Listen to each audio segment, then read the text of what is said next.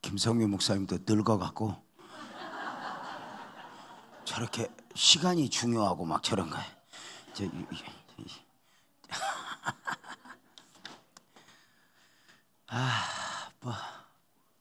오늘도 특별하신 주님의 은혜가 있었으면 좋겠습니다. 창세기 45장 1절에서 5절 보겠습니다. 창세기 45장 1절에서 5절 한 목소리로 읽겠습니다. 시작. 요셉이 시종하는 자들 앞에서 그 정을 억제하지 못하여 소리질러 모든 사람을 자기에게 물러가라 하고 그 형제들에게 자기를 알리니 그때와 그와 함께한 다른 사람이 없었더라. 요셉이 큰 소리로 우니 애굽 사람에게 들리며 바로의 궁중에 들리더라. 요셉이 그 형들에게 이르되 나는 요셉이라. 내 아버지 집에 아직 살아계시니까 형들이 그 앞에서 놀라서 대답하지 못하더라. 요셉이 형들에게 이르되 내게로 가까이 오소서. 그들이 가까이 가니 이르되 나는 당신들의 아우 요셉이니 당신들의 애굽의 판자라. 당신들이 나를 이곳에 팔았다고 해서 근심하지 마소서. 한탄하지 마소서. 하나님이 생명을 구원하시려고 나를 당신들보다 먼저 보내셨나이다. 아멘.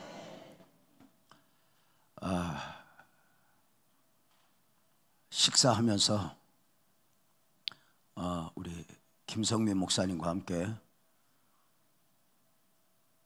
저의 이야기를 잠깐 하는 시간을 가졌어요. 김성민 목사님은 4대째 이렇게 예수를 믿고 사역을 하고 있다 이렇게 말씀을 하셨고, 나는 어떤가?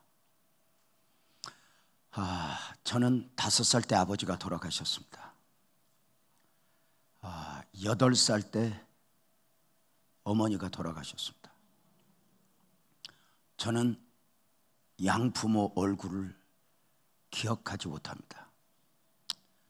가난한 집안에 부모가 일찍 돌아가시니 형제가 있어도 각자 흩어져 각자가 도생해야 했습니다. 그가 누나여도 그가 형이어도 누가 누구를 도울 수 있는 입장이 아니었습니다. 다만 저 8살 때 병 걸려 죽어가던 어머니가 이모를 통해서 겨우 누워 예수님을 영접한 경우, 그저 교회는 한두 번 가셨을까? 그런 정도입니다.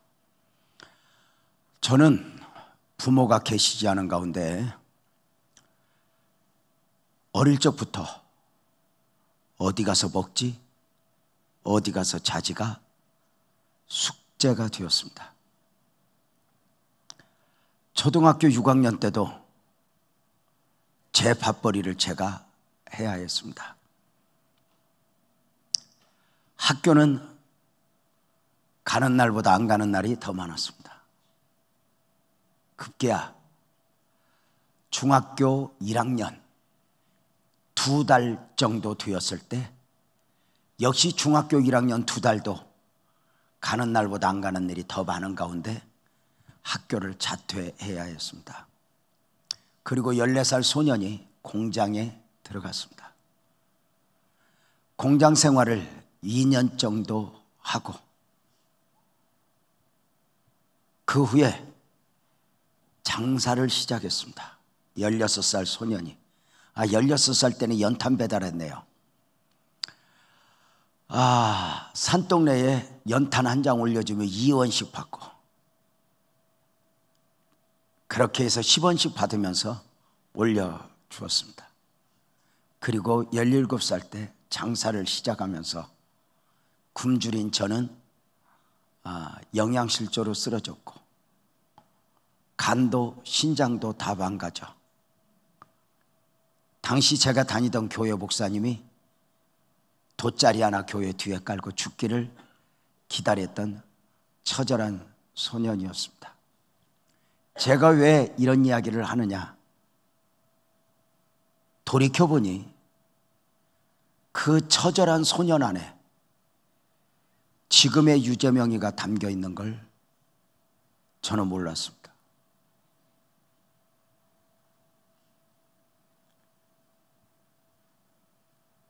당시 유재명은 당시 유재명인 줄 알았지만 그 당시 유재명 안에 어떤 유재명이가 담겨 있는 걸 몰랐습니다.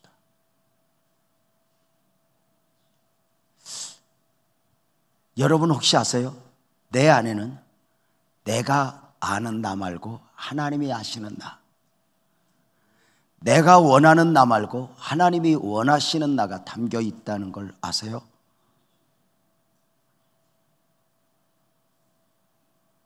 내가 예수를 잘 믿어야 되는 이유, 내가 사명을 잘 감당해야 하는 이유는 내가 아는 나, 내가 원하는 나 때문이 아니에요.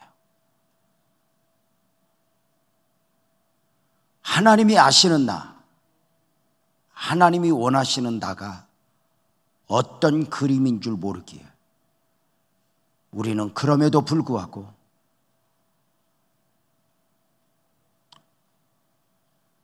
소명을 받은 자로서 나 스스로 나는 대강 살면 안 돼. 스스로가 정리가 되어 있어야 합니다.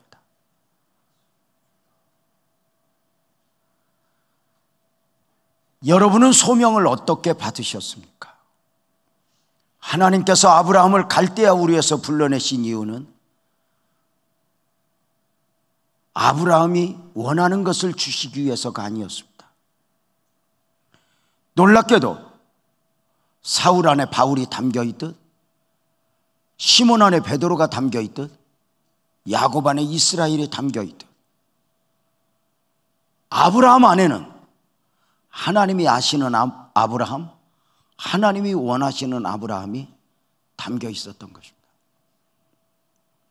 다시 말씀을 드리지만 하나님께서 아브라함을 갈대아 우르에서 불러내신 이유는 아브라함이 원하는 것을 주시기 위해서가 아닙니다. 아브라함이 원하는 것은 아들 하나나 둘입니다. 그 아들 하나 없다고 하여 스스로 좌절하고 포기하고 엘리에셀, 그저 종으로 만족하려고 했으니 말입니다. 그러나 하나님은 그 아브라함 안에 아브라함을 담으시고 개인 아브라함 안에 열국을 담으시고 섭리에 가셨습니다. 우리가 꼭 기억해야 합니다. 아브라함을 갈대아 우르에서 불러내신 이유는 아브라함이 원하는 것을 주시기 위해서가 아닙니다. 그 안에 담아두신 아브라함 열국의 아비로의 섭리를 위해서 그를 나그네 인생길, 험한 인생길 걷게 하신 것입니다. 오늘 우리 목회자들은 꼭 잊지 말아야 할 것이 있습니다. 사람이 누가 뭐라 해도, 환경이 나에게 뭐라 해도 나 자신에 대한 분명한 자기확신입니다.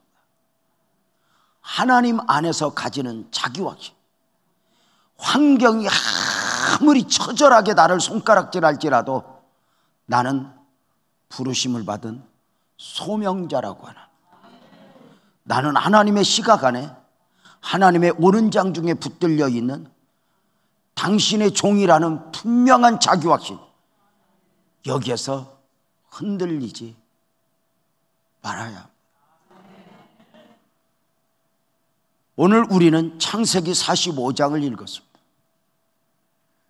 창세기 45장은 오늘 함께 읽은 본문은 애굽에서 총리가 된 요셉과 인류의 대기근 가운데 양식을 구하러 온 형제들이 22년 만에 만나는 장면입니다.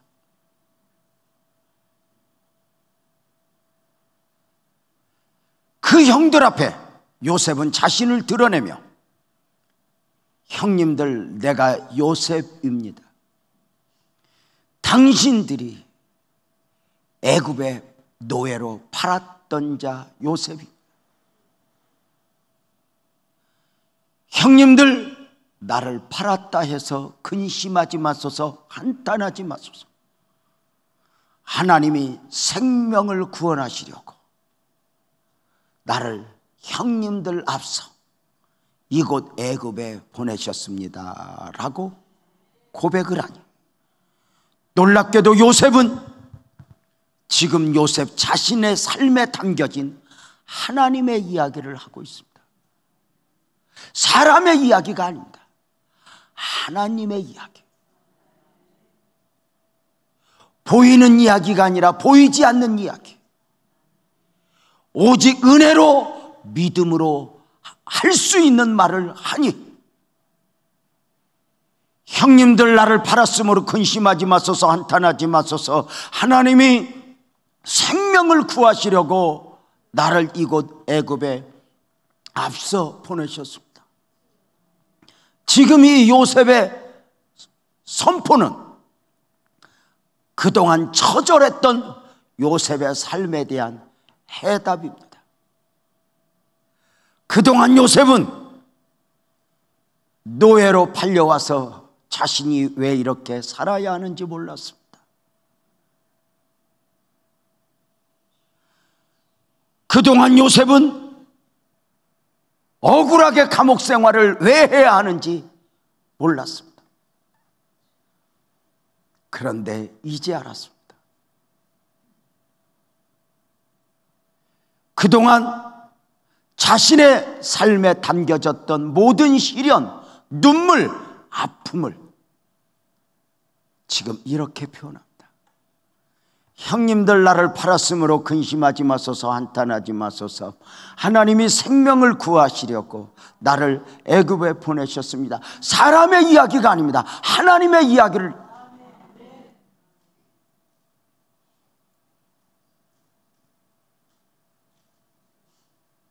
사실 22년 전에 요셉은 두 가지의 꿈을 꾸었습니다.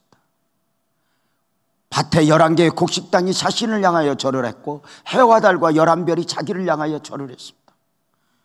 얼마나 좋았던지 이 꿈의 내용이 무엇인지도 모르고 형들에게 자랑했다가 자신의 삶이 꼬이기 시작했으니, 그동안 요셉은 노예 생활을 10년을 합니다.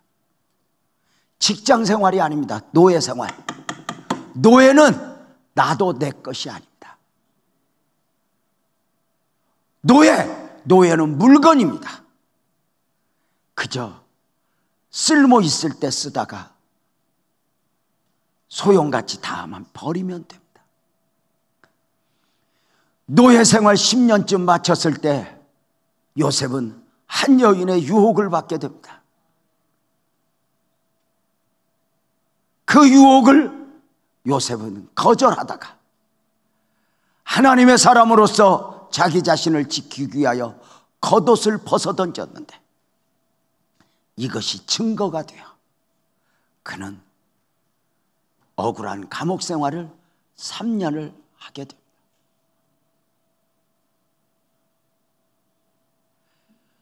왜 내가 노예 생활을 해야지? 왜 내가 억울하게 감옥 생활을 해야지? 꿈자랑하다가 자신의 삶이 꼬이기 시작했던 요셉은 어느 날부터인가 말없는 요셉이 됩니다. 자신의 삶을 누구에게 설명하려고 애쓰지 않습니다. 내 삶에 담겨진 하나님의 비전, 하나님의 섭리를 믿기는 하지만 이해할 수 없는 요셉은 자신의 삶에 대하여 어느 날부터인가 입을 닫습니다. 왜일까요? 내가 왜 이렇게 노예 생활을 해야 하는가? 내가 왜 이렇게 감옥 생활을 해야 하는가? 설명하려고 하면 보여지는 사람의 이야기를 해야 되기 때문에 그래요. 저는 어려움을 많이 겪었기 때문에 성도들을 이해해요. 존경하는 목사님들, 사역자들이 어때요? 여러분이 힘들 때는 힘들어서 힘들어요? 힘든 것이 왜 힘든가 설명하려니까 힘들어요? 수준이 너무 높아서 모르겠어?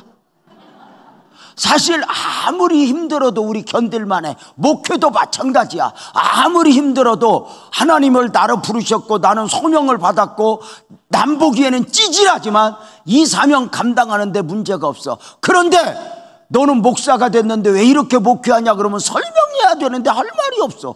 내가 누구보다 기도를 안 하는 것도 아니고 누구보다 믿음으로 안 사는 것도 아니고 또 누구 교회 성장하는 거 보면 하는 것이 꼬라진데 저건 부흥은 잘 되고. 그래서 가끔은 하나님 앞에 묻고 싶어. 하나님 왜요? 이렇게. 그 요셉이 어느 날부터인가 입을 닫아 자신의 삶을 하나님이 내 삶에 담겨졌다고 믿으면서 자신의 삶을 이해하려고 설명하려고 애쓰지 않아. 오늘 우리의 삶을 이해하려고 설명하려고 하면 지쳐버려. 우리 사역도 지쳐버려. 정말 복음은 하나님의 은혜는 설명되어질 수 있는 게 아니야. 논리적인 것도 아니야. 어느 날부터인가 요셉은 입을 닫아. 진짜 하나님의 사람은 함부로 말하지 않아. 자신의 삶을 설명하려고 했으니, 예를 들어서 요셉이 노예 생활할 때 같이 노예 생활하는 사람들이 이렇게 물어봤겠어 안 물어봤겠어? 상식적으로 요셉 너는 어쩌다 노예 됐어? 물어봤겠어 안 물어봤겠어? 물어봤겠지. 그럼 만약에 대답을 하면 뭐라고 해야 돼? 형놈들 때문에. 내가 이 형놈들 그냥 안 둘 거야. 내가 언젠가는 원수 갚을 거야. 이를 바드득 바드득 갈면서 무협지같이 자신의 삶을 그렇게 설명을 해야 돼. 그런데 내 안에는 내가 아는 나 말고 내가 원하는 나 말고 하나님이 아시는 나, 하나님이 원하는 나가 담겨 있다. 이거 믿는 순간 처절한 노예 생활을 하면서도 요셉은 말이 없어. 설명하려고 애쓰지 않아. 그냥 믿어. 그냥 믿어. 그런데 내가 믿는 걸 설명할 수는 없어. 믿어. 너 왜 노예 됐냐? 말하지 않아. 모르겠어. 요셉이 감옥 생활을 3년 해. 여러분, 같은 감옥 안에 있는 죄수가 요셉 보고 물어봤겠어 안 물어봤겠어? 너 어쩌다 감옥 갔냐? 여러분 감옥 안 가봤어? 감옥 이야기 들어봤잖아. 감옥에 갇히면 그 감옥에 갇힌 사람들끼리 무슨 죄로 왔냐고 서로 재판을 해갖고 너 몇 년 그러면 판사 선고보다 더 정확하다고. 들어보셨지? 들어는 봤을 거야. 그럼 요셉 보고 너 왜 감옥에 왔냐 이런 거 물어봤겠어 안 물어봤겠어? 만약에 대답을 하면 뭐라고 해야 돼? 사람의 이야기를 해야 돼. 그년 때문에 내가 그냥 안 둘 거야. 언젠가는 내가 원수를 갚을 거야. 그런데 어느 날부터인가 내 삶에 하나님의 이야기를 하고 싶지 않아. 사람이 내 삶에 영향을 줄 수는 있지만 크게 하면 해봐요. 내 삶의 결정은 하나님이 내는 거예요.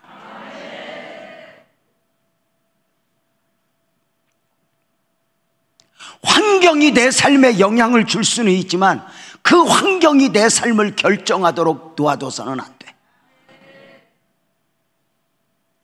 종종 후배들이 나에게 물어. 선배, 어떻게 해야 목회가 잘 돼? 나도 모르겠어. 진짜 모르겠어. 얘기 좀 해줘. 정말 몰라. 그러면 저를 잘 아는 후배들이 이렇게 말해. 선배는 정말 목회 처절하게 했거든. 다른 교회가 한 번 겪기 힘든 그 시련과 연단을 수없이 겪었거든. 그때마다 그 문제를 어떻게 해결하고 여기까지 왔어? 그러면 언제나 저는 모르겠어, 은혜지 하면서 두 가지 대답을 해. 그 중에 하나는 이렇게 이야기해. 내가 목회하면서 배운 원리, 그리스도인으로서 살면서 배우는 원리는 문제가 있을 때 문제를 해결하는 쪽으로 방향을 잡은 것이 아니라 그 문제 앞에서 믿음을 지켰어, 이렇게 말해. 잘 봐요. 아주 잘 봐봐요. 다니엘이가 사자굴에 안 들어가려고 했었어, 믿음을 지켰어? 믿음을 지켰어. 여러분 같으면 안 들어가려고 했어, 믿음을 지켜? 어찌 말고 대답을 정확하게. 사드락과 메삭과 아벳느고가 풀무에 안 들어가려고 했어서 믿음을 지켰어? 믿음을 지켰어. 다윗이 자신을 군대를 몰고 다니면서 죽이려 하는 사울 앞에서 엥게디 광야에 10년을 넘게 도망 다니면서 그 사울 앞에서 사울이라는 문제를 해결하려고 했어서 믿음을 지켰어? 믿음을 지켰어. 하나님 안에서 자기를 지켰다, 그 말이야. 다윗은 골리앗도 물맷돌로 이긴 사람이야. 그런데 그가 힘을 쓰지 않아. 힘이 없어서가 아니라 힘이 있는데도 믿음을 지켜. 문제를 해결하려고 애쓴 것이 아니라 믿음을 지켰다, 이렇게 말해. 물론 제가 문제 앞에서 믿음을 지켰다 해서 열이면 열, 백이면 백, 천이면 천 믿음을 지켰다는 말은 아니야. 저도 여러분이 그랬던 것처럼 수없이 넘어지고 흔들리고 좌절했어. 그러나 결국은 믿음밖에 없다는 걸 깨달았어요. 잘 봐. 인생이 살아오면서 사자굴, 풀무, 사울, 그 어느 문제 하나 해결된다고 그래서 앞으로 문제가 없으면 그거 수단과 방법을 가리지 않고 해결하면 돼. 그런데 인생은 살아보니까 인생도 목회도 문제는 양파 껍질이야. 양파 껍질 하나 벗기면 또 하나, 하나 벗기면 또 하나. 이번 문제 해결하면 그 다음 문제 대기하고 있어. 아직 안 나와서 그렇지 대기 중이야.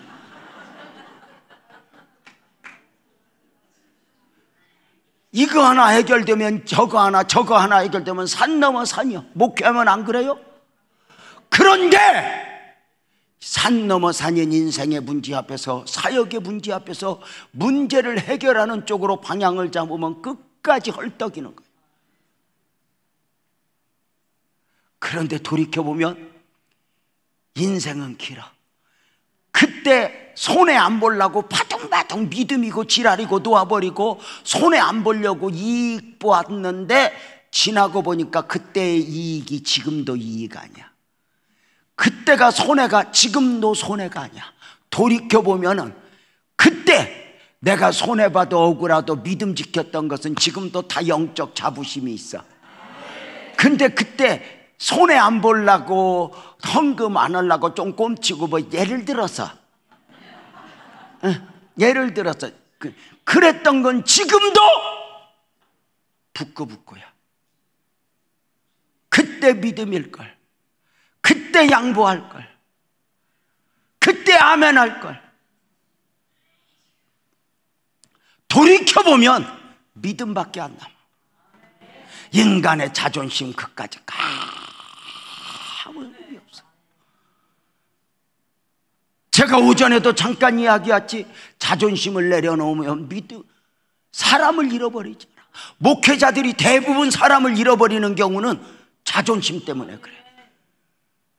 내가 목사인데 목회가 뭐야?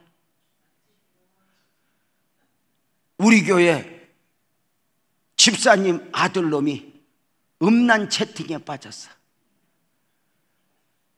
한 번 거기에 빠지니 얘가 누구도 못 말려. 시간만 있으면 컴퓨터 안으로 들어가서 거기에 빠져. 엄마가 울면서 매달렸어. 어느 날 엄마가 기도를 하고 애 방으로 들어가서 문을 잠궈. 애가 놀라서 보니까 엄마가 그 아들 앞에서 옷을 벗어. 엄마 왜 그래? 왜 그래? 아들아, 여자 몸이 궁금하니? 내가 보여줄게. 그 아들 앞에서 그 아들을 살리기 위해서 머리끝에서 발끝까지 엄마 그러지 마, 엄마 그러지 마. 아들아, 이것이 여자다. 봐라. 엄마 내가 안 그럴게. 엄마 그러지 마. 그 엄마가 어디서 알몸을 보이겠어. 근데 내 자식 돌아오라고. 여러분, 자기 성도에게 이만큼 내려놔 봤어?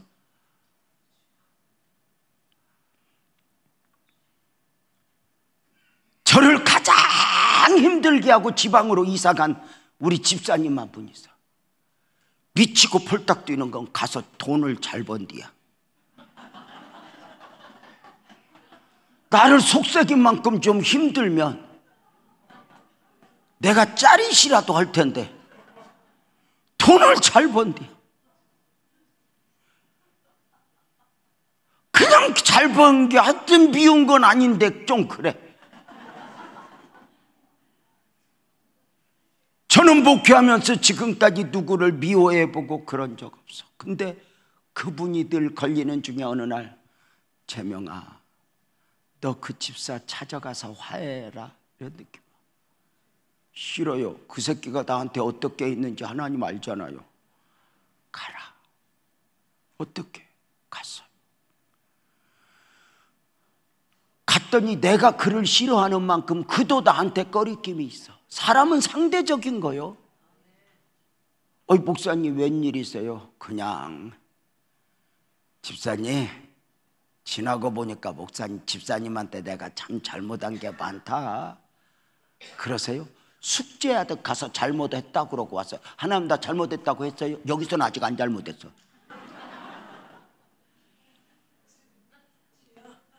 그리고 미운 놈은 미운 짓만 한다고 내가 그렇게 그 멀리 가서 잘못했다고 했는데 밥도 희한하게 사줘, 이 새끼가. 그래서 이제 미움 위에 미움을 품고 왔어.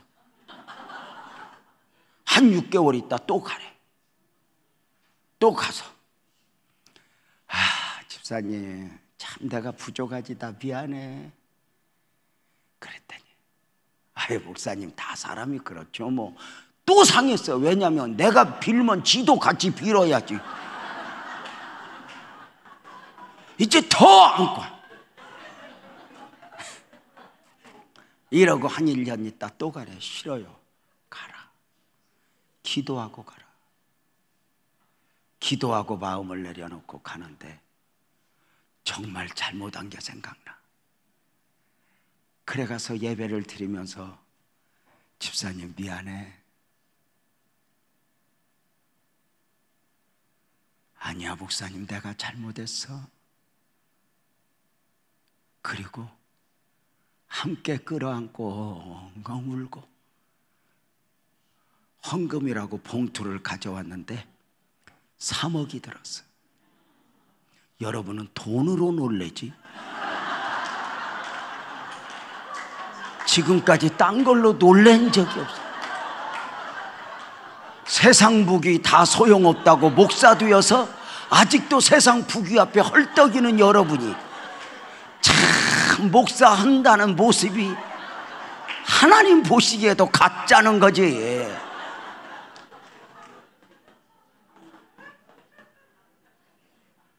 여러분 무슨 얘기야? 저는 우리 장로님한테 실수했다고 내가 가서 3시간도 무릎 꿇고 빌어봤어요.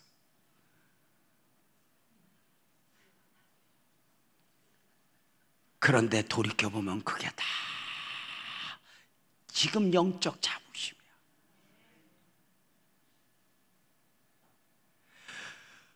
믿음을 지켰다.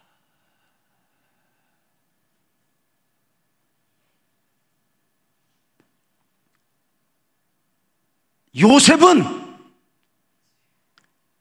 어느 날부터인가 입을 닫아. 내가 왜 노예로 살아야 했는지, 내가 왜 억울하게 감옥 생활해야 했는지 설명하려고 했었죠.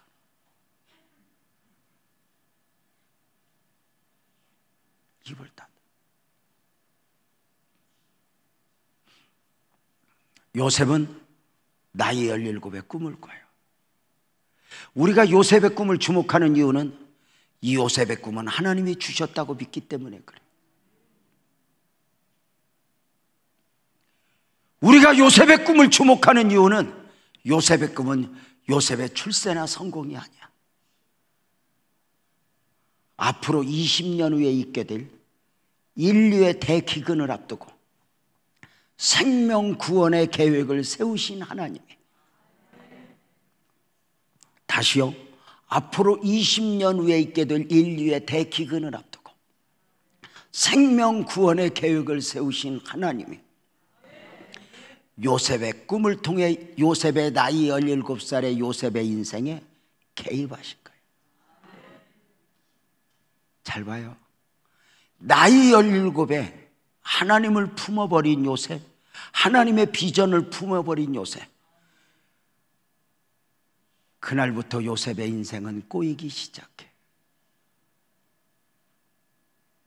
분명한 것은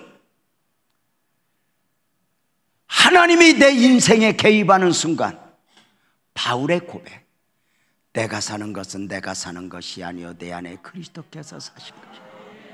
어느 날부터인가 보여지는 내 삶은 중요하지 않아. 40에 하나 감암매를 5번 맞아도 3번 태장으로 맞아도 죽었다고 수없이 되던져도 이건 중요하지 않아. 내가 사는 것은 내가 사는 것이 아니라 내 안에 그리스도께서 사신 것이라. 요셉의 꿈을 꾼 후에 요셉은 시온의 대로가 열린 게 아니야. 하나님이 내 인생에 개입하셨다 해서 시온의 대로가 열린 것이 아니야. 오히려 요셉의 인생에 하나님이 개입하면서 인생은 꼬이기 시작해. 노예 생활 10년, 감옥 생활 3년, 형들이 죽이려고 하다 겨우 노예가 됐어. 그런데 놀랍게도 성경은 우리가 여러 가지를 보게, 요셉의 인생에 하나님의 비전이 담겨지자 형들을 통해서 요셉을 죽이려고 해. 잘 봐. 왜 우리가 믿음을 지켜야 하는가? 성경 속으로 들어가 보면 하나님의 위대한 역사가 시작되면 마귀는 한 번도 손을 놓고 구경만 한 적이 없어. 봐봐요. 하나님께서 430년간 애굽에서 종살이하는 이스라엘 백성들의 출애굽 계획을 세우시고 모세를 보내요. 마귀는 더 먼저 알고 바로의 마음을 움직여서 사내 아이가 태어나면 나일강에 던져 죽이라 그래. 그냥 보면 정치적 사건 같지만 마귀가 바로의 마음을 흔들어 출애굽 계획을 방해하는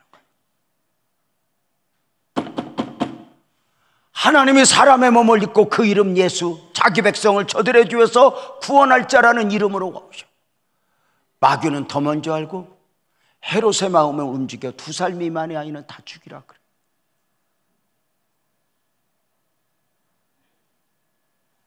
보여지는 부분만 정치적인 사건 같지만 내면을 열고 보면 이것은 처절한 영적성. 요셉을 통해서 하나님의 구원 계획이 담겨지자 마귀는 형들을 통해서 요셉을 죽이려고. 이게 우리가 넘어야 할 과정이야. 하나님의 비전이, 하나님의 은혜가 담겨졌다 해서 시온의 대로가 열리는 게 아니야. 우리한테 얼마나 처절한 영적 싸움이 있어야 하는지 몰라. 성경에 봐. 마귀는 한 번이라도 마귀같이 오는가? 처음부터 뱀의 형상을 입고 와. 제자의 옷을 입고 와. 옳고 그름의 말을 입고 와. 아니요. 마귀가 그래. 마귀가 마귀같이 와봐. 뿔 달고 이빨 이렇게 한쪽에서 피 흘리면서 내일부터 새벽 기도 가지 마라 그러면 사탄아 물러가라 그러고 오지. 근데 마귀가 어찌 그렇게 안 그래. 내일부터 특별 새벽 기도 해야지. 그리고 굳게 다짐하고 집에 가서 뉴스 보면 새벽 기도 갔다 오다 죽은 사람 뉴스가 나와. 갑자기 영혼이 흔들리기 시작해. 사탄아 물러가라고 방송을 돌리면 갑자기 의사가 나와서 하루에 7시간 8시간은 사람이 나이 먹으면 자야지, 잠을 자야 할 때 안 자면 가다 뇌출혈로 쓰러지는 수가 있다. 합리적으로 논리적으로 설명하는 의사의 말씀 앞에 은혜를 받기 시작해. 많고 많은 날 이 피곤할 때 내가 이 새벽 기도를 작정한 내가 그렇지. 쓰러져 죽으면 덕이 안 되지. 병들면 내가 덕이 되겠어. 건강한 게 덕이 되지. 죽으면 죽으리라 하고 목사가 돼서 안 죽어서 덕을 세운 뒤야.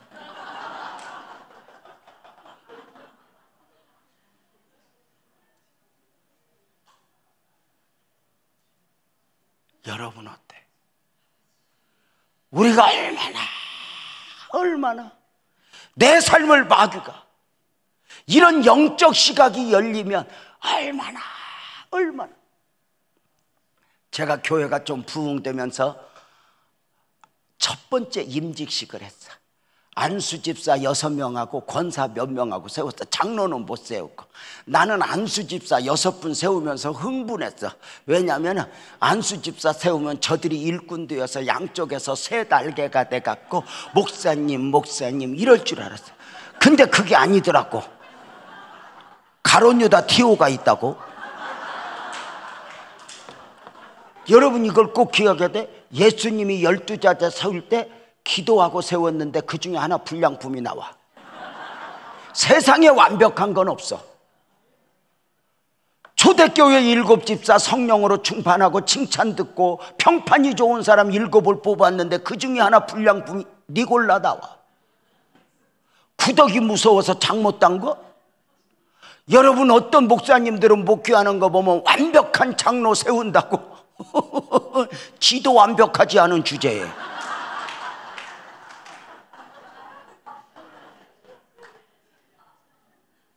그냥 웬만하면 세워. 다 둘 중에 하나가 있더라고. 멀쩡하던 놈이 장로 받고 안 하는 사람도 있고, 희한한 사람이 장로 되고 나서 잘하는 사람도 있고, 오직 은혜야.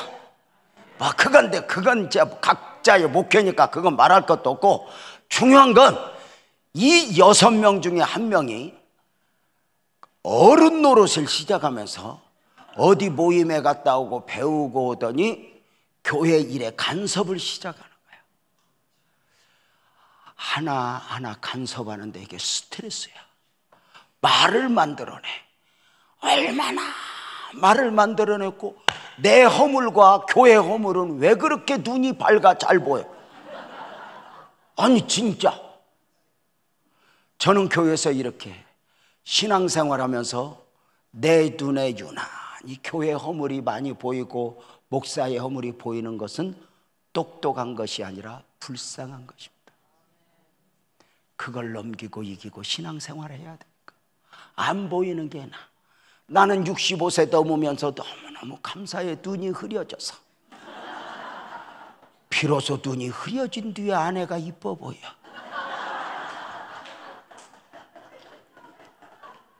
아내 얼굴에 주근깨도 안 보여. 이제 그냥 감사야. 이쁘다 그래.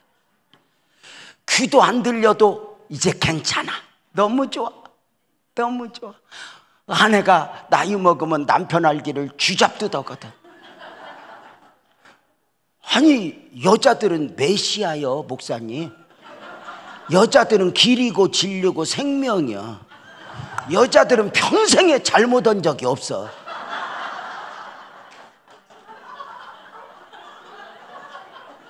그러니까 우리 집은 누구만 정신 차리면 돼.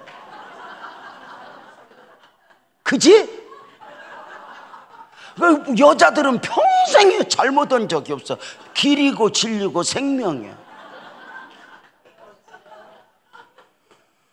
이런 어설픈 메시아하고 사는 남자들이 얼마나 힘든지 알아? 아니 여러분들은 목회하면서 믿음 없는 남편 때문에 힘들다고 모르지만 그 주제에 어설픈 믿음인 여러분하고 사는 게 쉬운 줄 알아?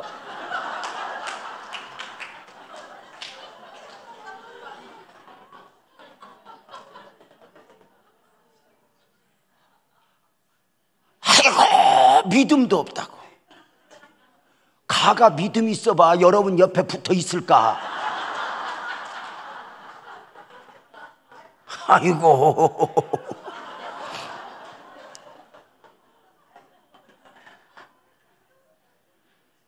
사사건건 그 집사가 말을 만들어냈는데 미치고 폴딱 뛰고. 지금은 교회 크니까 나 죄송하지만 우리 장로님들 이름 모르는 사람도 있어. 협동장로들 교회 몇 년 됐는데도 내가 관심을 안 가져. 나는 우리 교회 장로님들 집 찾아가라고 하면 집 어딘가 찾아갈 수 있는 장로님은 5명밖에 안 돼. 안 가본 지 오래됐어. 이제 오라고도 안 해. 지금은 장로 한 둘 시험 들어도 드는 줄도 모르고 교회는 교회대로 가. 근데 교회가 작으면 그 안수 집사 하나 기침하니까 온 교회가 독감을 알아. 얼마나 말이 많은지, 말을 만들어낸지. 새 가족이 오면 나보다 신방을 더 먼저 가. 목사님 단점은 뭐고 교회의 단점은 뭐라고 알려준대. 선입견이 얼마나 무서운 건데. 아니 어느 날부터인가 설교하니까 뭘 자꾸 쓰더라고. 나는 은혜 받는 걸 쓰는 줄 알았더니 설교하다 틀린 거 실수한 걸 적어갖고 재직교 때 몇 월 며칠 날 이렇게 말씀하셨는데, 난 그래서 지금도 설교하다 누가 쓰면 트라우마가 있어. 이렇게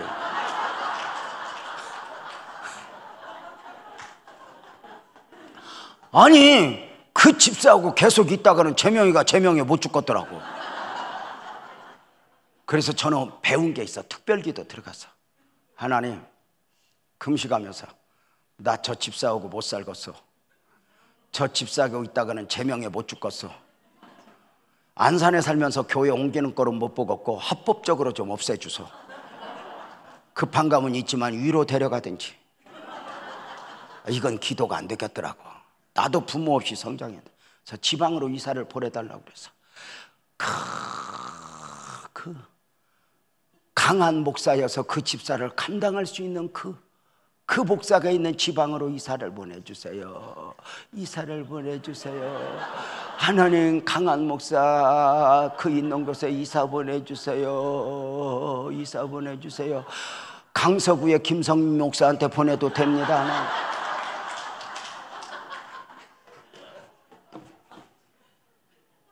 기적이 일어났어. 산을 옮기시는 하나님이 회사를 이사 보내는데 엔지니어라 따라가야 된다. 나 안수 집사 보내면서 감사헌금을 몇 번 냈어. 근데 목사님 사랑음이 참 신기하다. 그냥은 힘들었는데 3달 있다 2달 있다 이사 간다 기한이 정해지니까 안 힘들어. 그런 거 있잖아. 기한이 정해지면 견딜만 하잖아. 이 고난이 언제까지 갈란가 모르니까 그러지. 그러잖아. 시어머니가 올해 안에 죽는다 그러면 며느리가 안 힘들어. 근데 시어머니가 며느리보다 오래 살 것 같으니까. 전국의 시어머니 협회 여러분 오해하지 마십시오. 번지수를 잘 찾아야 됩니다. 아들은 결혼하는 순간 내 아들이 아니라 며느리 남편입니다. 아들을 결혼시키고도 내가 저 새끼를 어떻게 키웠는데 소유권을 주장하고 기득권을 주장하면 그 아들이 반품되어 돌아오는 수가 있습니다.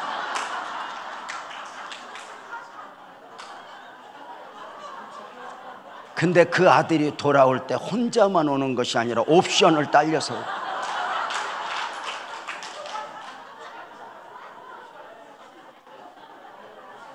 며느리들한테 잘해요. 우리가 그 자식 비리를 잘 진저. 그 자식을 사랑한다고 속아서 와서 하는 며느리 불쌍하지 않아? 며느리한테 잘해. 특별히 여기 계신 분들은 며느리한테 잘해야 돼. 믿음 없다고 며느리 잡지 마. 아들도 못 잡으면서 뭘 며느리를 잡아. 아들한테는 한마디도 못하면서 며느리한테 며느라. 며느리가 내내 해도 마음 딱 하나씩 세우기 시작은 무서워. 요즘 애들이 어떤 애들인데. 하여튼 그 이야기가 아니야. 중요한 건 이사를 갔네. 이사 가기 일주일 전에 우리 집에 왔어. 과일 한 상자 사들고. 세상에 갈 때가 됐나 봐. 무릎을 꿇고 울어. 목사님 잘못했어요. 용서해 주세요. 저 이사가요, 회사 따라서요. 목사님 용서해 주세요. 이사갈 계획을 세우다 보니까 목사님한테 잘못한 것만 생각나요. 내가 왜 그랬을까? 눈물을 뚝뚝 흘리며, 목사님, 내가 목사님에게 용서를 받고 가야 복을 받지, 이대로 가면 무슨 복을 받겠어요. 목사님, 나 좀 용서해 주세요. 용서해 주세요. 이건 내가 원하는 인사고,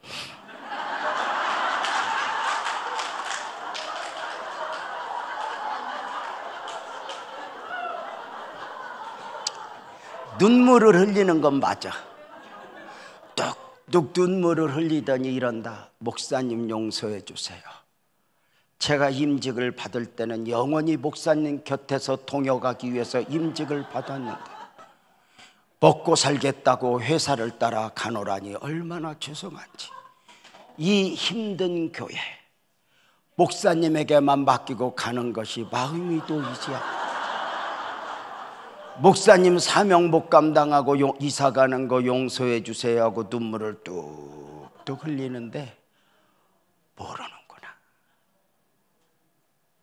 모르는 거야. 그러니까 그가 힘들게 했어, 내가 힘들어 했어. 못 알아들어?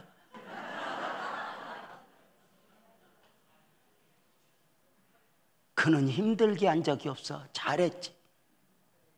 여러분의 남편이 여러분 힘들게 해서 여러분이 힘들어하는 거예요. 그냥 모르는 척 하는구나. 그래도 이사 가니까 좋더라고. 세상에 알턴이 빠진 것처럼 나만 힘들었던 게 아니라 그 집사 때문에 다른 교인들도 신경 썼나 봐. 교회가 행복 모드가 펼쳐졌는데 이게 목회지, 이게 목회지 이러고 목회하는데 8개월 만에 대타가 나왔는데, 새로 나온 놈은 헐세, 옛날 게다.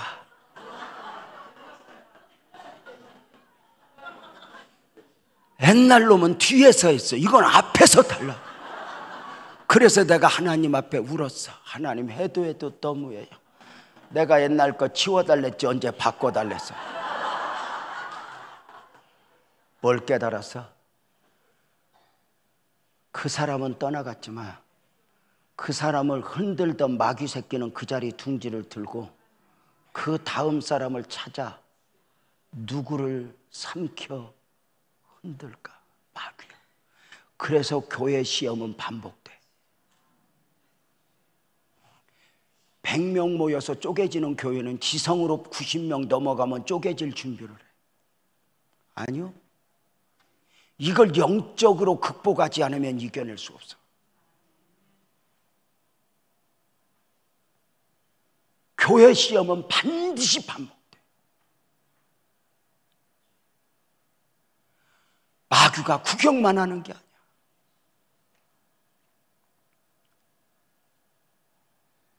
요셉은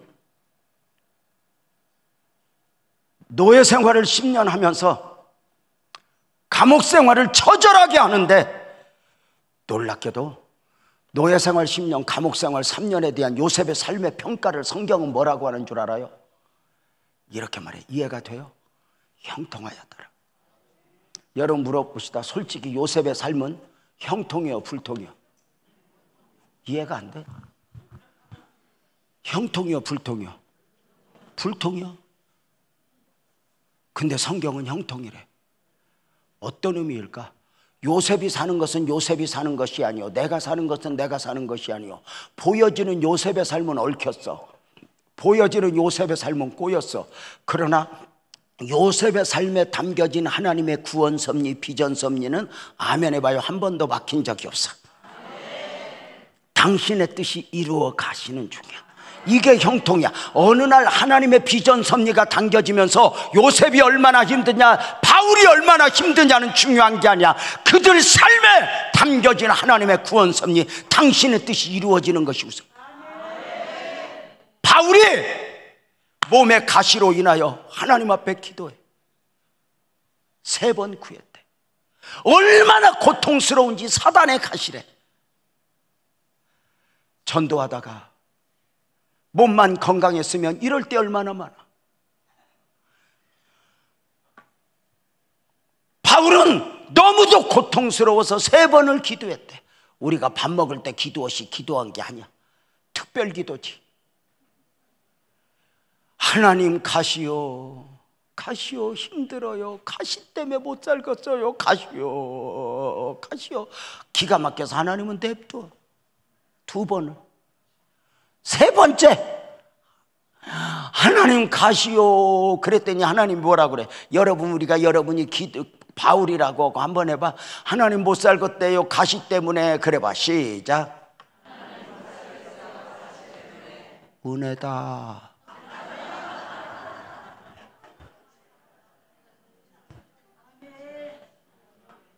은혜다. 여기에 눈이 열려야 돼. 내가 목사 됐는데 왜 40에 하나 가만매를 5번 맞아야 돼? 왜 3번 대장으로 맞아야 돼? 왜 죽었다고 수없이 내던져야 돼? 이게 아니라 그 처절함 속에서 은혜를. 하나님은 바울을 통해서 큰일을 하는 것도 중요하지만 바울을 바울로 만들어서 은혜를 입히고자 하는 거예요. 은혜다. 여러분 목회하면서 힘들어 안 힘들어? 갑자기 왜 쫄았어? 그냥 대답해봐. 그냥 우리 순박하게. 힘들어요 안 힘들어요? 힘들다고 해봐. 하나님 나 힘들어요 한 번만 해봐. 시작. 은혜다. 그 하나님을 무엇으로 이겨? 여러분이 못 살겠다고 3주 금식해봤자 한마디로 바빠서 대답할 시간도 없어. 하나님 그냥 한마디로 끝내. 은혜다.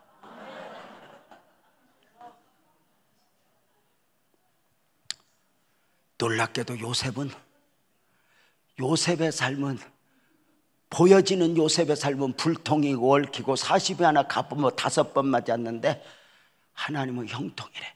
보여지는 요셉 안에 달며진 하나님의 섭리가 막힌 적이 없어. 근데 중요한 게 있어. 잘 봐.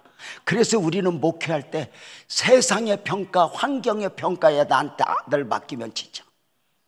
하나님의 평가, 성경의 평가 앞에 나를 맡겨야 믿음을 지킬 수 있고 사역에 승리할 수 있어.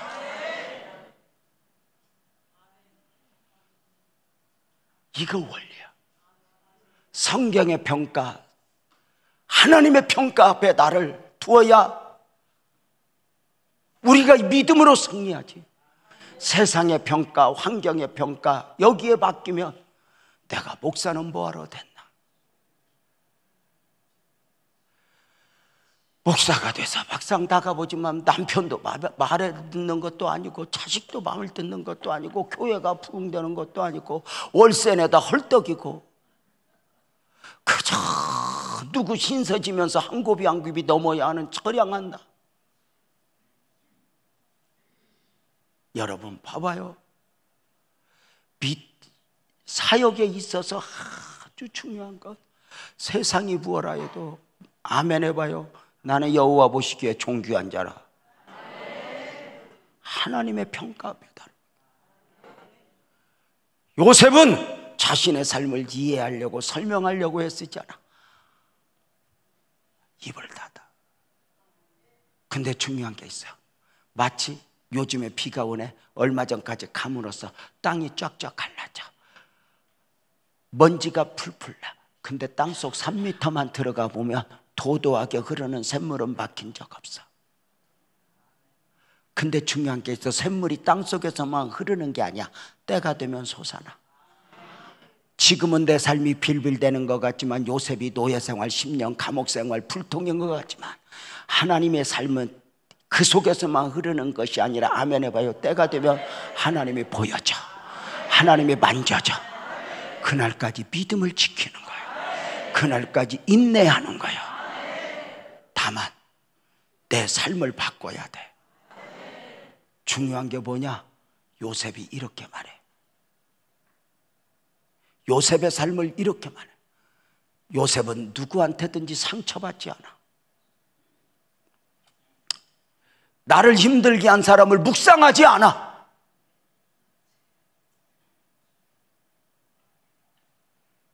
요셉은 자신의 삶을 적어도 비전을 품은 사람으로서 바꿔 이렇게 말해. 요셉은 노예지만 노예 생활 10년을 이렇게 말해. 아멘 해봐요. 요셉은 노예지만 노예처럼 산 것이 아니라 주인처럼 살았다. 이게 우리 목사여야 돼. 없어도 다 가진 자처럼, 고난 중에도 은혜를 입은 자, 끝까지 성도들과 줄다리기를 하며 끝까지 주님 앞에 어설프게 예수의 이름으로 주접떨면서 성도들에게 이 부탁 저 부탁하며 밑바닥만 보여. 끝까지. 우리 교회 11조 1등하는 장로님 부인 권사님이 어느 날 카페에서 나를 보더니 이렇게 시굿더니 이래. 내가 목사님 무서운 게 뭔지 아세요? 나 무서워했냐? 네. 왜 무서운 줄 아세요? 왜? 어쩌면 목사님은 20년 30년 되도록 내게 뭘 요구 한번 안 하세요? 안 해. 34년 전에 교회 처음 개척할 때 우리 장인어른한테, 우리 장인어른은 검은도에서 사역했어. 검은도에서 배 굶어가면서 섬에서. 우리 아내도 그거 봤고, 사역 마무리하고 쉬고 있는 아버님한테 가서, 노년을 보내고 있는 아버님한테 가서 34년 전에 교회 개척 허락을 받기 위해서 가서 무릎 꿇고 아버님 저 교회 개척할래요. 그랬더니 자신이 얼마나 험한 사역을 감당했는지 눈을 지그시 감더니 이렇게 물어봐. 굶을 각오 됐는가? 하도 많이 굶어서. 그래서 내가, 아버님 지금은 시대가 좋아져서 굶는 목사는 없어요. 먹는 건 먹어요. 그랬더니 이렇게 말해. 굶어도 굶었다고 성도들에게 말 않고, 인간적 도움 구하지 않고 하나님만 볼 수 있겠는가? 그래서 아버님 그렇게 할게요. 그게 저의 목회 철학으로 자리를 잡았어요. 집사님 나 좀 도와줘. 여기가 근질근질해도 참는 거예요. 다 가진 자처럼. 다 가진 자처럼. 요셉은 노예인데 주인처럼 살아. 감옥에서 요셉은 죄수인데 간수처럼 살아. 아브라함 카이퍼가 쓴 땅콩 박사라고 하는 책에 보면 이런 말이 나와. 마당을 쓸어도 주인의 마음을 가지고 쓸어라. 너는 언젠가 주인이 될 것이다. 그러나 마당을 머슴과 같은 마음으로 원망하고 불평하며 쓰면 너는 평생 머슴 자리를 벗어나지 못할 것이다.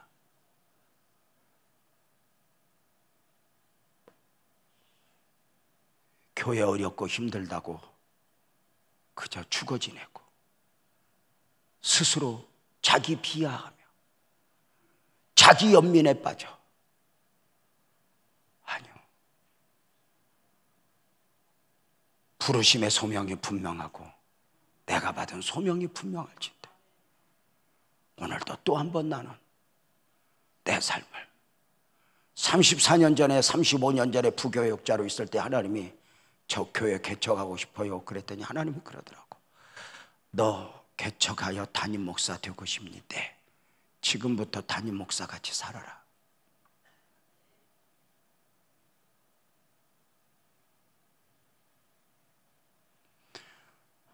놀랍게도 원리야.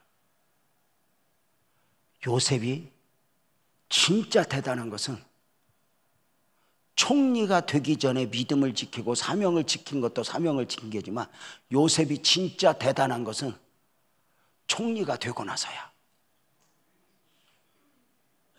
여러분 감옥에서 총리 됐거든? 한번 물어봅시다. 여러분이 요셉이면 여러분이 총리 되자마자 제일 먼저 뭐 하겠어?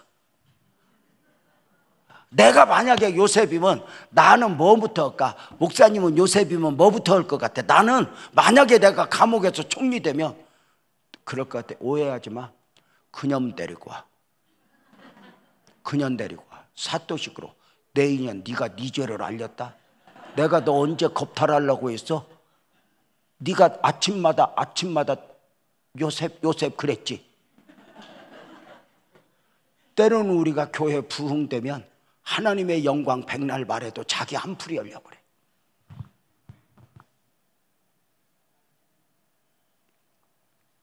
교회 부흥에 한풀이를 하려고 돼요? 누구한테 어깨 힘들이려고 해요? 세상의 평가 앞에 그렇게 헐떡이며 목회하면 우리는 공고해져요. 교회 성장은 자랑이 아니에요. 빚이지. 저는 우리 교회에서 1년에 한 두세 차례씩 강조하는 바가 있어요. 우리 교회 성장에는 목사의 노력이나 여러분만의 헌신이 담겨 있는 것이 아니라 우리 교회 성장에는 첫째, 많은 시골교회 목사들의 눈물이 담겨 있습니다. 시골교회에서 키워서 보내주지 않으면 도시교회가 어떻게 몇천 명으로 커? 우리가 한 성도 전도해서 영적인 성인을 만드는데 통계로 17년 걸린대. 어떻게 나온 통계인지는 모르겠지만 그렇게 말해. 근데 어떤 목사가 대단하다고 몇천 명씩 부흥시켜? 시골교회 목사님들의 눈물이 담겨있죠.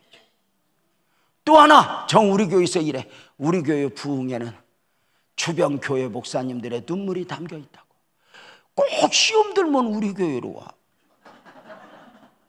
목사님들이 고마운 게 왜 그렇게 키워서 11조 잘할 교인을 그렇게 보내주나 몰라.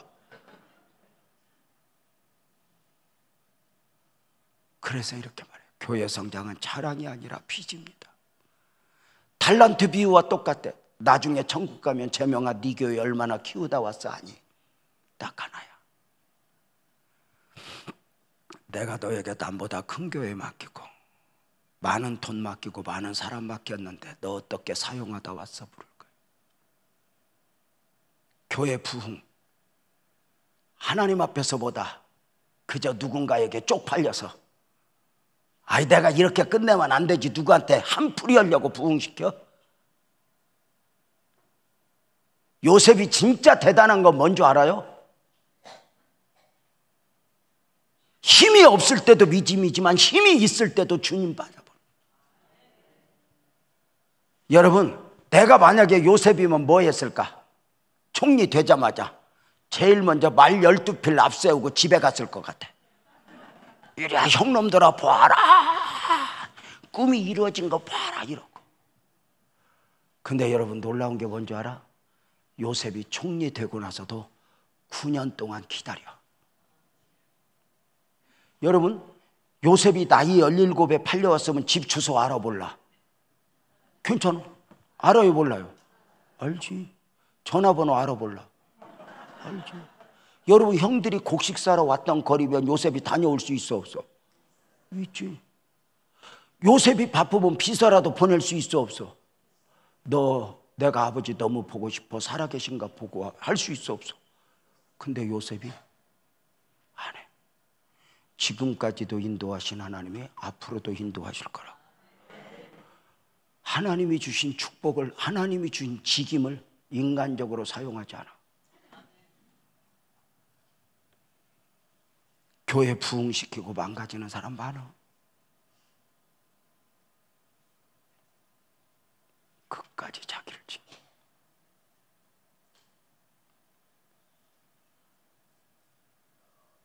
요셉이 정말 대단한 건 총리가 되기 전이 아니라 총리가 되고 나서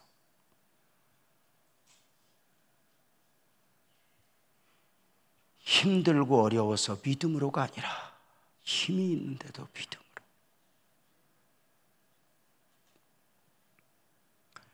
형님들 나를 팔았으므로 근심하지 마소서, 한탄하지 마소서.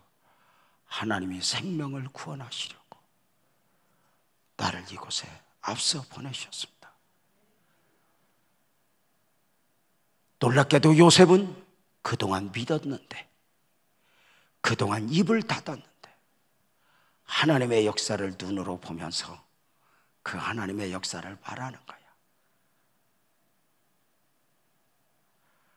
우리들도 지금은 믿음을 지키며 하나님을 바라며 하나님을 의지하며 달려갈 때, 지금은 믿음으로 인내하지만 언젠가 여러분도 하나님의 위대한 역사를 눈으로 보며 하나님을 말할 수 있는 그날이 있어지기를 주님의 이름으로 축복합니다. 하나님 살아계십니다.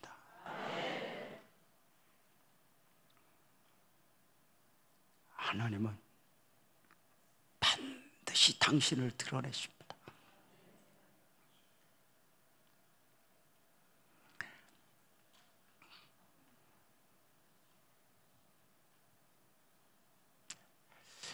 (22년) 34년 전에 교회를 개척을 준비하면서 정말 주님의 방법으로 하고 싶었어요. 우리 아버님이 사람 의지하지 말고 주님만 보라고 그래서 십자가도 없이 간판도 없이 주님만 보고, 형제들이 있지만 도와달라고 하나도 하지 않고 묵묵히 하나님, 나 목회하면서 주접떨지 않게 해주세요. 굶어도 당당하게 해주세요. 그리고 목회를 십자가도 없이 간판도 없이 지하실에서 물 퍼내면서 목회를 시작하면서 주님만 보는 거예요. 그렇게 목회하면서 연구원 다녀. 그런데 목사님들, 증경총회장님들 아시지? 지하실서 교회 개척하면 예나 오늘이나 성도가 와도 멀쩡한 건 안 와. 꼭 개척교회 같은 것들만 와. 업어서 모셔와야 하고 업어서 데려다 줘야 돼. 근데 하나님이 그런 연약한 소자들을 보내어 목회 훈련을 시켜 하나님 마음을 읽게. 그래서 그 우스운 성도들을 우습게 보는 순간 그 다음은 없어. 그 우스운 성도들을 하나님보다 더 귀하게 여기면서 목회가 목회돼. 참 놀라워. 그래서 34년 전에 주님만 보고 목회를 하는데 성도가 와도 도움이 될 사람이 오는 게 아니라 그 없는 교회 뜯어먹을 것들만 와. 늘 헐떡거려. 돈이 없어서. 문제는 우리 마누라야. 아니 내가 이렇게 주님만 보고 목회하는 목사로 살아가면 우리 아내가 협조해 줘야 되는 거 아니야? 친정에 가서 뭘 가져온다든지. 아니 이래야 보조가 맞는 거 아니야? 여러분도 그런 남편 원하는 거 아니야? 나는 믿음으로고 남편이 다 채워주고.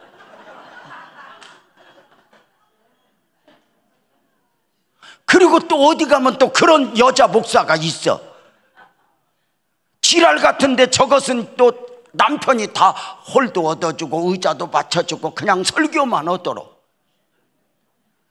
왜 그렇게 남의 남자는 다 착해 보이냐?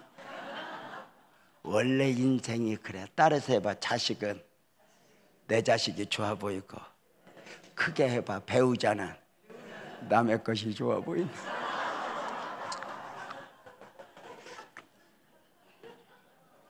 여러분도 그래요? 목사님도 그러냐고 한 번만 물어봐. 어른한테 그런 거 물어보는 거 아니야. 여러분 봐봐. 우리 아내는 지 아버지한테 배운 대로 나보다 더 주님만 봐. 피차 똑같은 것들끼리 주님만. 어느 날 집에를 갔더니 우리 아내가 옛날 양은밥상 있잖아. 다리 3개 있는. 지금 식탁 그런 거 없어. 양은밥상 다리 펴서 밥을 차려주는데 표정이 어두워. 당신 왜 그래? 그랬더니 그냥 무슨 일 있어? 아니 말해봐. 그랬더니 이래. 여보 어떡하냐? 내일 아침 쌀이 없어. 쿵 하는 거야. 나는 지금까지 쌀 떨어지게 하시는 하나님을 믿어본 적이 없어. 쌀이 없대. 얼른 이거라도 다 먹은 뒤에 이야기하지. 아니야 그냥 미안해. 일부러 늦게 볶고. 목사님들 신기하다. 내일 아침 쌀이 없다는 걸 딱 확인한 뒤에는 그 다음부터 할 일이 없어. 자야 될 이유도 없고 씻어야 될 이유도 없고. 아니 어쩌면 그렇게 와르르 무너져? 그러니까 그때 조심해야 돼. 오늘 새벽에 유난히 은혜를 주더라고 저 양반이. 그 은혜를 몰아줄 때 조심해야 돼. 유난히 주여 나를 쓰시옵소서 기도시키더니 쌀 없다 소리 한마디에 주여 나를 쓰시옵소서 어디 가버리고 아무 할 일이 없어요. 잠도 안 오고. 그래서 여보 우리 예배당 가서 기도나 하자. 그래요. 예배당 가게. 퀴즈. 내가 예배당으로 쌀 떨어졌다 소리 기도하러 가기 전에 형이나 누나에게 우리 집사에게 전화를 해서 형아야 나 쌀 떨어졌다 어떻게 하면 좋냐 도와주라 이렇게 전화하고 싶은 마음 있었겠어 없었겠어? 내가 있기는 지금까지 설명한 게 뭔데?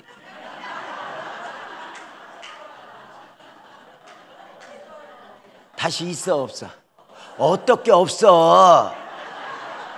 우리가 아무리 믿음으로 살아도 믿음으로 사는 게 아니야. 내 안에 믿음 아닌 것이 더 많아.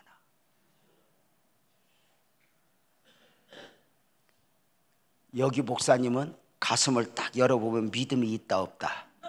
있다. 그렇게 있다 그래. 있어 없어? 있어. 염려와 근심은 있어 없어? 있어. 근데 믿음이 커 염려와 근심이 커? 아니 염려와 근심이 커. 믿음은 막연한 거고 염려와 근심은 논리적이고 현실적인 거야. 그래서 공으로 말하면 내 안에 염려와 근심은 농구공으로 꽉 찼어. 늙으면 어떡하냐, 이대로 쓰러지면 어떡하냐, 나는 은퇴할 때 어떡하냐, 이런 염려. 믿음은 커. 농구공보다 커. 믿음은 저기 잘 찾아봐야 있어. 골프공만 해. 안 보여. 그런데도 믿음이 뭔 줄 알아? 내 안을 지배하고 있는 염려와 근심이 내 인생을 지배하고 결정하는 것이 아니라 내 안에 담겨있는 겨자씨만한 믿음이 내 인생을 결정하고, 이게 믿음이야. 우리가 사명 감당한다고 뭐 염려가 없어져? 왜 그렇게 목사들이 설교하면서 막 믿습니까? 그래. 지가 안 믿어져서 그래.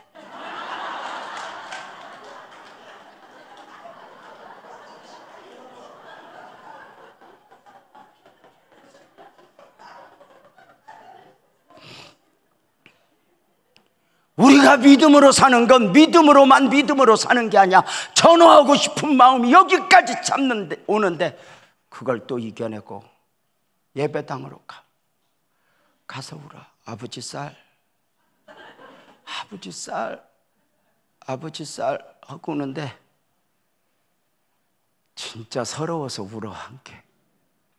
내가 뭐하러 목회했나, 옛날에 돈 벌어서 헌신한다고 할 때 그렇게 할 거면 아버지 쌀 목회시키고 뭐 쌀 떨어져서 이거 뭐냐, 아버지 쌀 하고 울다가 그날 기도가 깊이 들어갔어요.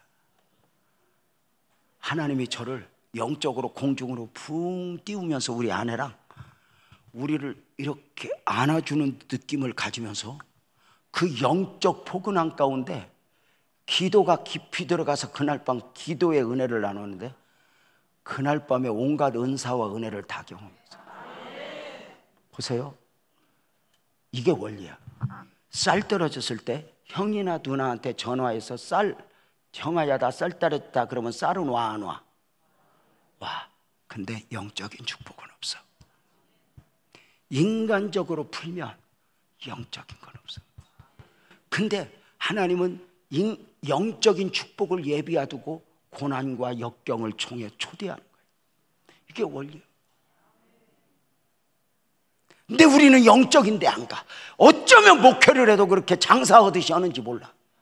인간적으로 수단과 방법을 가리지 않고 하는.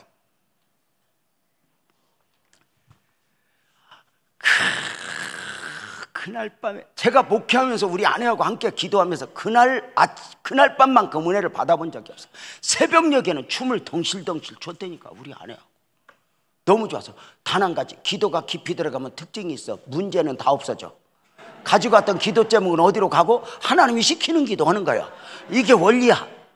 이제 기도 깊이 들어간 사람만 아는 거야. 이건 다. 그리고 쌀은 다 어디로 가고 새벽에 춤을 덩실덩실 추다 보니까 새벽 예배 시간이 됐어. 불을 환하게 켜놓고 새벽 예배 드리는데 얼마나 은혜가 넘치는지 아무도 안 오더라고. 아니, 지나가던 사람이라도 하나도 왔는데 어떻게 아무도 안 오냐?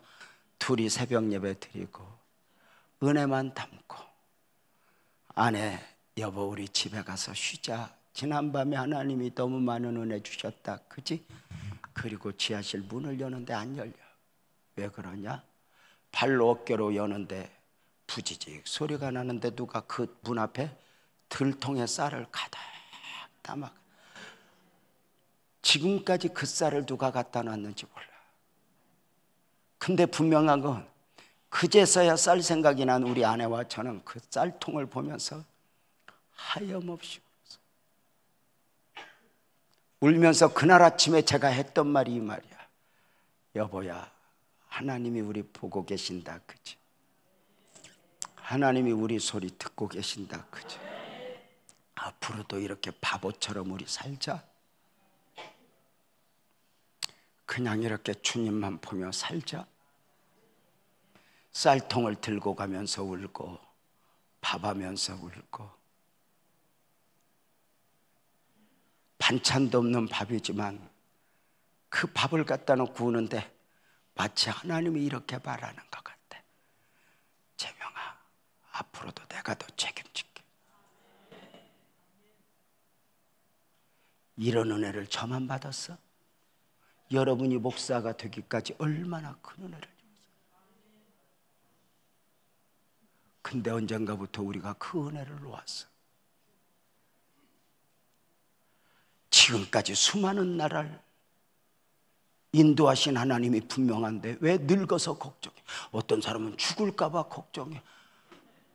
죽음이 얼마나 축복인데.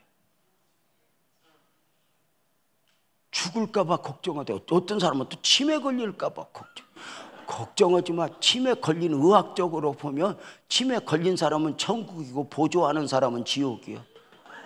그러니까 자식들 믿거든. 치매 걸려도 괜찮아. 누구 걱정하면서 뭐 그런 소리 하지도 마라. 우리 예수 믿는 목회자들은 땅에서 충성하고 상급은 하늘에서 받는 거예요. 이 땅에서 누가 목회 잘했냐, 예수 잘 믿었냐 결판할 때 우리는 지치는 거예요.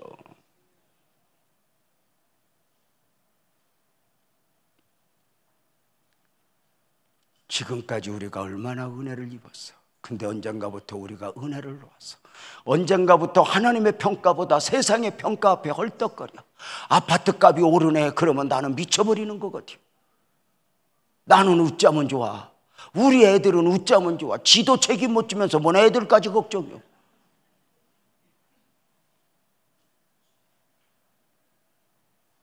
오늘도 우리는 실컷해야 요셉이 총리 되어서 자기 한을 푼 게 아니야. 작은 교회니까 너무 부끄러워서 큰 교회에서 내가 이 정도야 내 한 풀려고? 아니, 그 정도면 아직 멀었어. 그저 돌이켜보면 나 목사 시켜준 게 고맙고, 어느 날 하나님이 나보고 그러더라고. 재명아, 너 장로 오고 싶고 안수 집사 오고 싶다 그랬지? 근데 너 왜 내가 목사 시킨 줄 알아? 그래서 내가 착하잖아요. 그래서 착하게 생겼잖아, 그치? 그랬더니 하나님이 그래, 내가 너 장로 하고 싶다 그럴 때 장로 시켰으면 넌 술 퍼먹다가 딱 지옥 갈 장로다. 내가 너 안수 집사 시켰으면 교회에서 의장하고 목사 속 뒤집을 놈이 더다. 그래서 내가 너 천국 데려가려고 목사로 묶어놨다.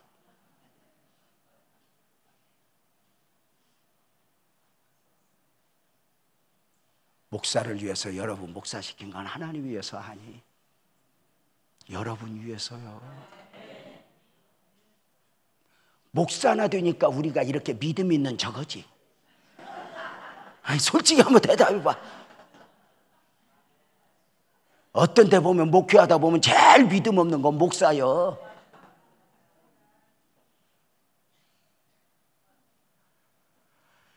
우연찮게